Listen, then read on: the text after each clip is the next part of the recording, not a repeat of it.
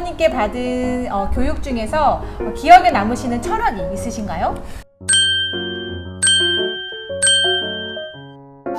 좋은 마음밭을 가지신 최영신 목사님을 모시고 이야기 나눠보도록 하겠습니다. 철학까지는 아니고 아버지께서 강조하셨던 것은 정직과 성실이셨습니다. 그리고 어머니는 예배와 말씀과 기도를 늘 강조하셨던 것 같아요. 그것이 제가 살아가는 데 큰 힘이 되었던 것 같습니다. 그리고 부모님 사이가 좋으셨어요. 그걸 보면서도 앞으로 저렇게 살아야 되겠다라는 것을 부모님을 통해서, 특별히 삶을 통해서 배울 수 있었던 것 같습니다. 그래서 부모님이 정직과 성실을 심기어 주셔서 목사님이 지금 이렇게 정직하고 성실하신 거군요. 네, 앞으로 정직하고 성실하게 살려고 노력하고 있습니다. 알겠습니다. 제가 기억하는 저희 부모님이 강조하셨던 것은 네. 순종과 예절이었던 것 같아요.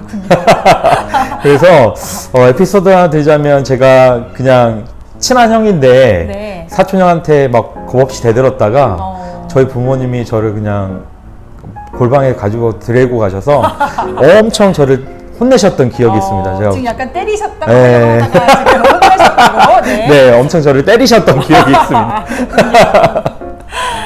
그리고 네, 그래서 그리고 특별히 부모님 말씀을 순종하지 않을 때 굉장히 엄하게 저를 혼내셨던 것 같아요. 그래서 그렇군요. 네, 그 부분이 저는 굉장히 부모님께 받았던 기억이 성품인 것 같습니다. 네.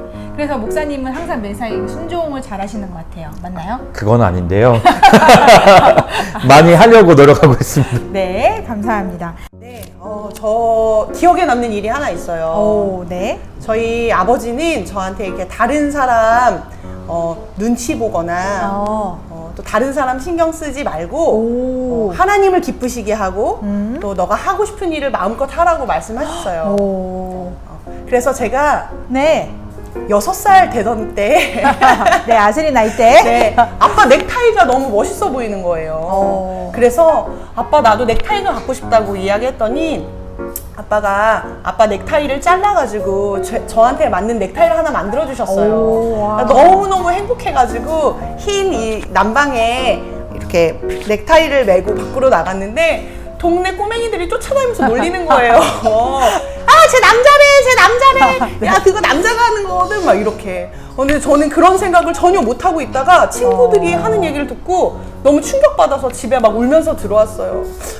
아빠 이거 나 왜 해줬어? 이거 남자들이 하는 건데. 막 이렇게. 그러니까 아빠가 이렇게 토닥여주면서 걔네들이 멋을 모르는 거야.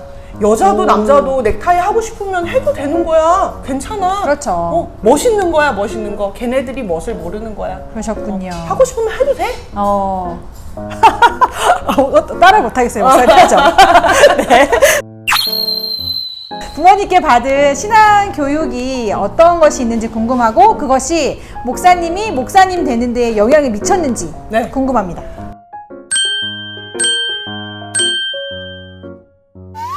너무나 밝은 에너지를 우리에게 항상 선물해 주시는 도미솔 목사님을 모시고 또 얘기 나눠보도록 하겠습니다. 이게 영향을 미친 것 같아요. 어. 하나님을 기쁘시게 하고 또 그 안에서 내가 즐거워하는 것을 해라. 네. 아버지께서 이렇게 말씀하셨는데요. 항상 그래서 하나님이 기뻐하시는 게 뭘까? 또 내가 기뻐하는 것, 또 내가 행복한 게 무엇일까를 고민하면서 살았던 것 같아요. 그렇군요. 네. 그래서 제가 행복한 일, 목사가 되었습니다. 그럼 여러분도 심지어 목사가 되십시오. 심지어 아빠가 하지 말라고 했는데 저도 마찬가지입니다. 다른 사람 말 신경 쓰지 말라고 해서 아빠 말도 신경 쓰지 않고 목사가 되었습니다. 네, 정말 멋진 딸이군요. 알겠습니다. 네. 기억을 해보면 그 어머니께서 말씀하셨던 그 많은 것들 중에 예배와 기도가 조금 많이 기억에 남는 것 같아요. 어렸을 때는 사실 예배도 좀 쉬고 싶고 교회 안 가고 싶은 때들이 많이 있었습니다. 그러나 그렇게 부모님이 또 어렸을 때 잘 권유해 주시고 인도해 주셔서 그것이 오늘날 목회하는 데 큰 자양분이 되지 않았나, 힘이 되지 않았나 싶습니다. 네. 그래서 목사님이 지금 이렇게 기도의 인도나 이런 것들을 뜨겁게 하실 수 있는 것 같아요. 맞나요? 그런 것 같습니다. 네. 부모님이 가장 저에게 신앙생활하면서 강조했던 건 주일 성수였던 것 같습니다. 그래서 어디를 놀러 가더라도 항상 주일 예배를 마치고 놀러 갔던 것 같아요. 그래서 한 번은 제가 초등학교 때인데 네. 부모님한테 교회 간다고 오락실에 간 적이 있거든요. 오, 대단한데요?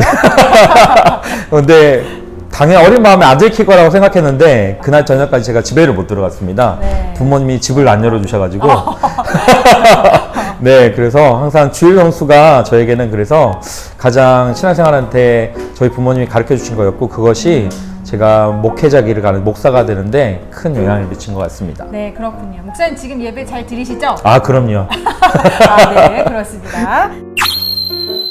목사님 마지막 질문인데 자녀가 이것은 안 물려받았으면 좋겠다. 이거는 영향을 안 받았으면 좋겠다라고 하는 것이 있을까요? 그 누구보다도 좋은 성품을 가지고 계시는 우리 김유진 목사님을 모시고 한번 얘기 나눠보도록 하겠습니다. 아세리가. 아, 네. 아세리가 재미없는 거요. 목사님 재밌는데요? 네. 이제 매사에 너무 진지하다 보니까 저희 어. 아들도 진지한 면이 있습니다. 그래서 네. 뭔가 이야기를 하나 하면 너무 진지하게 받아들여서 쉽게 네. 울거나 쉽게 화를 내서 얘가 너무 진지한 것 같아라는 생각을 하거든요. 그래서 이 진지함은 좀 받지 진지한 않고 거안 물려봤으면 좋겠다. 네. 그러니까 목사님 저를 따라해보세요. 네. 시작. 하나. 하나, 둘. 네. 아, 네, 잘하셨습니다. 저는 저에 대해서 물려받지 않았으면 하는 거는 떠오르지 않고요. 네. 저희 남편이 좀 재미가 없는데 저희 남편이 재미없는 거 그건 좀 안 닮았으면 좋겠다 이런 생각은 하고 있습니다. 아, 그렇군요. 그러면 결국은 이제 목사님 안 닮으면 되는 거예요? 아니죠? 네, 알겠습니다. 예, 뭐 몇 가지가 있는데 가장 이제 자녀들이 안 받았으면 하는 것은 저의 내성적인 성격, 네. 또 자신을 잘 표현하지 못하는 거 이런 것들은 아이들이 안 닮았으면 좋겠고요. 또 몸치, 방향치인데 아이들이 좀 그렇게 안 됐으면 좋겠다라는 작은 소망이 있습니다. 아하, 그렇군요. 목사님 그러면 안 닮았으면 좋겠다고 하셨으니까 네. 한번 이렇게 밝게 인사 한번 해볼까요? 예, 안녕하세요, 여러분. 네. 축복합니다. 감사합니다, 네. 목사님. 코로나로 어려운 이때 여러분 모두 힘내서 하루하루 부모님 말씀 잘 듣고 또 공부도 열심히 하시고 믿음 생활 잘 하시기 바랍니다. 하나님께서는 여러분이 행복할 때 가장 행복해 하세요. 아멘. 그러니까 여러분이 행복한 일을 찾으세요. 여러분이 행복하고 즐거운 일을 할 때 우리 아버지 되시는 하나님이 가장 행복합니다. 날마다 행복하고 즐겁게 살아가는 여러분 되길 축복해요. 네, 사랑하는 두바이 하나님께 소년부 친구 여러분 그리고 비전키즈 친구 여러분 하나님께서 여러분의 귀한 축복 내려주실 거예요. 비록 온라인이지만 각자의 자리에서 열심히 예배드리고 나아가면 정말 하나님의 귀한 자녀가 되실 줄 믿습니다. 네, 오늘은 정말 특별한 우리 목사님들을 모시고 정말 귀한 시간이었죠? 네, 오늘 설교에는 4가지 마음밭이 나옵니다. 이 4가지 마음밭에 대해서 한번 알아보고 부모님이 우리에게 얼마나 좋은 마음밭을 남기워 주시는지 같이 공부하면 좋을 것 같습니다. 다 같이 말씀 속으로 가볼게요. 고고!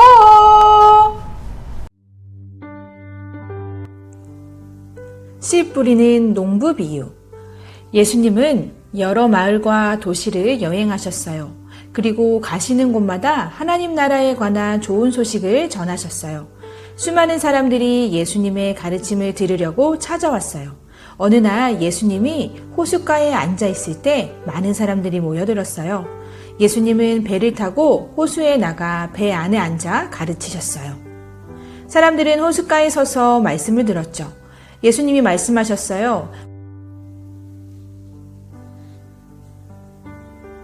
한 농부가 씨를 뿌렸다. 어떤 씨는 길가에 떨어졌는데 새들이 와서 주워 먹어버렸다. 다른 씨는 흙이 많지 않은 돌밭에 떨어졌다. 그 씨는 싹이 빨리 났지만 흙이 얕아 뿌리를 내리지 못하고 해가 뜨자 곧 말라 죽어버렸다. 또 어떤 씨는 가시덤불 위에 떨어졌다. 가시는 자라서 씨앗이 자라는 것을 방해했다.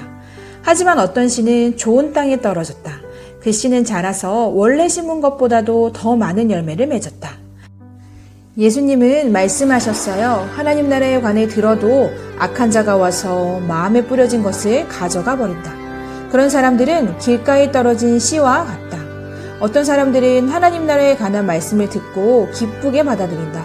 그러나 어려움이 닥치면 쉽게 포기한다. 그런 사람들은 돌밭에 떨어진 씨와 같다. 어떤 사람들은 말씀을 듣지만 세상적인 걱정이 너무 많거나 돈을 너무 많이 사랑한다. 그래서 열매를 맺지 못한다. 그런 사람들은 가시덤불에 던져진 씨와 같다. 하지만 어떤 사람들은 하나님 나라에 관한 말씀을 듣고 깨닫는다. 그들은 말씀을 받아들이고 말씀이 그들의 삶 속에 자라게 된다. 이런 사람들은 좋은 땅에 떨어진 씨와 같다.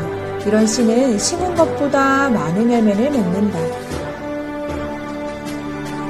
예수님도 이야기 속의 농부처럼 하나님 나라에 관해 말씀하셨어요. 오늘날에도 예수님을 따르는 자들이 그 진리를 전해요. 누구든지 복음을 믿고 받아들이는 사람은 예수님을 점점 더 닮아간답니다. 할렐루야! 우리 친구들, 설교전 두바이 한인교회 목사님들이 부모님께 받은 교육을 통해서 그 사랑과 가르침을 먹고 좋은 땅으로 자라신 것을 확인하셨죠? 오늘부터 우리는 신약 2를 배우면서 예수님이 가르쳐 주신 그 비유를 중점적으로 배웁니다. 씨 뿌리는 비유를 살펴볼 텐데 먼저 비유가 무엇인지 알 필요가 있습니다. 단순하게 말하면 예수님이 가르치시던 중에 짧게 나누신 이야기라고 할 수 있습니다. 예수님은 사역을 하시면서 사람들을 가르치시곤 하셨는데요. 그 가르침에 깊이를 더하기 위해서 이런 비유를 사용하셨어요. 비유라는 말을 성경적인 용어로 해석하면 함께라는 뜻의 단어와 제시하다라는 그 뜻의 단어로 이루어져 있습니다. 한마디로 어떤 것과 함께 제시된 이야기라고 할 수 있습니다. 예수님은 복음의 심오한 진리를 단순화해서 전하기 위해서 이 비유를 사용하셨어요. 대개 비유는 당시 사람들에게 익숙했던 내용이 담겨져 있었어요. 이번 비유에는 농업이 등장하죠. 당시 사람들이 농업 사회에 살고 있었기 때문에 예수님이 이런 비유를 사용하신 것입니다. 농사를 어떻게 짓는 것인지 모든 사람이 알고 있었기 때문이에요. 그래서 예수님은 마태복음 13장에서 씨 뿌리는 농부의 비유 이야기를 하셨습니다. 당시 사람들은 그 내용을 바로 이해할 수 있었어요. 마태복음 13장에 보면 예수님은 이 비유에서 4가지 비유에 대해서 이야기를 하십니다. 씨가 각 장소에 뿌려졌을 때 어떻게 되는지 이야기해주고 계시죠. 첫 번째는 길가였어요. 길가에 떨어진 씨는 흙에 닿지 못했고 그냥 길 위에 남아있어서 새가 와서 먹어버려서 아무것도 남기지 못했습니다. 두 번째는 돌밭이었어요. 길가와는 달리 흙이 조금 있긴 했지만 돌이 아주 많았습니다. 그래서 씨가 흙에 닿았고 싹이 나오기는 했지만 해가 내리쬐자 말라버리고 말았어요. 세 번째 장소는 가시떨기 사이였습니다. 잡초와 가시떨기가 이미 그곳에서 자라고 있었죠. 씨는 흙에 닿았고 자라나기 시작했지만 가시떨기에 막혀서 결국 죽고 말았대요. 네 번째 장소는 비옥하고 좋은 땅이었습니다. 그곳에서는 씨가 제대로 뿌리를 내렸고 잘 자라서 열매까지 맺었습니다. 이 비유의 핵심은 무엇일까요? 이 비유를 통해서 나는 어떤 땅일까 구분하고 다른 사람은 어떤 땅이지 판단하는 것이 중요한 것이 아닙니다. 이 비유를 통해서 우리가 알게 되는 것은 복음을 들으면 각기 다르게 반응하는구나 이것을 알게 되는 거예요. 누군가는 복음을 받아들이고 누군가는 완전히 거부합니다. 또 어떤 사람들은 복음의 일부만 받아들이기도 한데요. 기독교의 사상이나 기독교의 문화만을 좋아하는 사람들도 있거든요. 피상적으로만 따르고 싶어 할 뿐 복음을 제대로 알게 되면 떠나는 사람들이 이에 해당합니다. 이런 식으로 사람들은 각기 다르게 반응합니다. 목사님은 이 비유를 통해서 우리 친구들에게 2가지를 강조하고 싶어요. 첫 번째는 우리는 하나님의 인자하심에 감사해야 합니다. 그리스도를 믿고 그분을 따르는 우리는 비유에 나오는 좋은 땅이라고 이야기할 수 있어요. 그러나 우리가 겸손하게 인정해야 할 사실이 있다면 하나님의 인자하심과 은혜 그 덕분에 우리가 복음에 반응할 수 있었다는 것입니다. 그러면 겸손하게 하나님의 인자하심에 감사드리며 진정한 기쁨을 누리게 되는 거죠. 하나님이 우리의 삶과 마음 가운데 일하셨기 때문에 우리가 예수님을 믿게 된 것이니까요. 우리가 그리스도의 몸에 속하게 된 것은 스스로 이룬 것이 아니라 하나님이 도와주셨다는 것을 기억하면 좋겠습니다. 두 번째로 강조해야 할 것은 우리의 역할은 다른 사람에게 복음을 전하는 것이라는 거예요. 그것이 우리의 사명이고 우리가 작은 선교사라는 것을 기억하면 좋겠어요. 우리는 사람들에게 복음을 전해야 합니다. 그것이 우리의 역할이에요. 씨를 뿌리는 농부처럼 복음을 전해야 합니다. 뿌려진 씨가 보이는 반응이나 어떻게 될지를 판단하는 것은 우리 몫이 아닙니다. 우리는 다른 사람의 신앙의 상태를 알 수 없습니다. 그건 하나님이 판단하실 것입니다. 우리는 그저 기쁘고 감사한 마음으로 복음을 전하기만 하면 됩니다. 하나님도 이야기 속의 농부처럼 하나님 나라에 관해 말씀을 전하셨습니다. 오늘날에는 예수님을 따르는 우리가 그 진리를 전합니다. 우리 소년부 비전키드 친구들이 복음을 믿고 더욱 받아들여서 예수님을 점점 더 닮아가기를 주님의 이름으로 축복합니다. 오늘부터 새로운 공과가 시작됩니다. 아직 가져가지 않은 친구가 있나요? 세종문화센터로 달려오셔서 새로운 책을 준비해주세요. 오늘도 따끈따끈한 공과가 준비되어 있습니다. 소년부 친구들은 10시에, 비전키즈 친구들은 10시 20분에 줌으로 달려와 주세요. 그럼 이번 주 문제 나갑니다. 이번 주 문제. 말씀을 받아들이고 말씀이 삶 속에서 자라나는 땅은 어떤 땅일까요? 1번 길가 땅, 2번 돌밭 땅, 3번 가시떨기 땅, 4번 좋은 땅. 정답을 보내주세요. 네, 정답을 아는 친구들은 담임선생님 카톡방으로 정답을 보내주세요. 한 주간도 좋은 땅을 허락하신 그 하나님께 감사하면서 다음 주에도 건강하게 만날게요. 안녕!